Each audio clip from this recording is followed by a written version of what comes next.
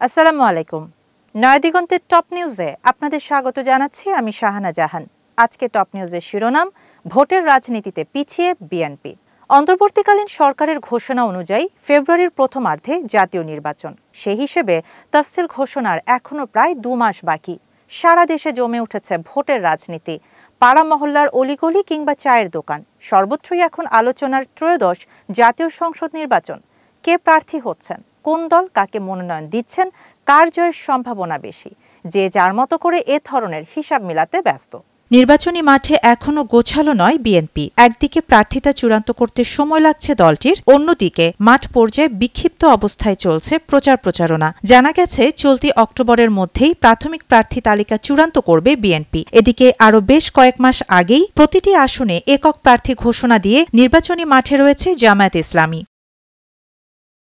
বিএনপির স্থায়ী কমিটির সদস্য সালাউদ্দিন আহমেদ বলেছেন, বিএনপি নির্বাচনের প্রস্তুতির মধ্যেই আছে। দেশের সবচেয়ে বড় দল, প্রত্যেক আসন ভিত্তিক একাধিক যোগ্য প্রার্থীর মধ্য থেকে একজনকে বাছাই করতে একটু সময় লাগছে। প্রার্থী ঘোষণা হলে সব সমস্যারও সমাধান হবে বলে তিনি বিশ্বাস করেন। বিএনপি তৃণমূল নেতাদের অভিযোগ, জনগণের কাছে যাওয়ার নির্দেশনা থাকলেও প্রচারণা চলছে বিচ্ছিন্নভাবে।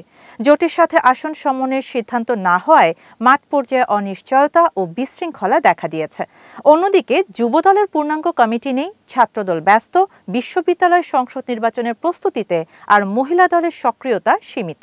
নারী ভোটারদের প্রভাবিত করতে নারী ও শিশু অধিকার ফোরামকে মাঠে নামানোর পরিকল্পনা থাকলেও তা কতটা কার্যকর হবে সেই প্রশ্ন থেকেই যাচ্ছে।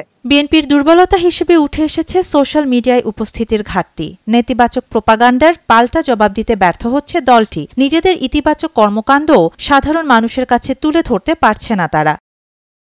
দলের একাধিক নেতা মনে করেন, ভারপ্রাপ্ত চেয়ারম্যান তারেক রহমান দেশে ফিরলেই পরিস্থিতির পরিবর্তন ঘটবে। তার নেতৃত্ব মাঠের জটিলতা দূর করবে, সংগঠনকে উদ্দীপ্ত করবে এবং নির্বাচনী লড়াইয়ে বিএনপিকে শক্ত অবস্থানে নিয়ে আসবে।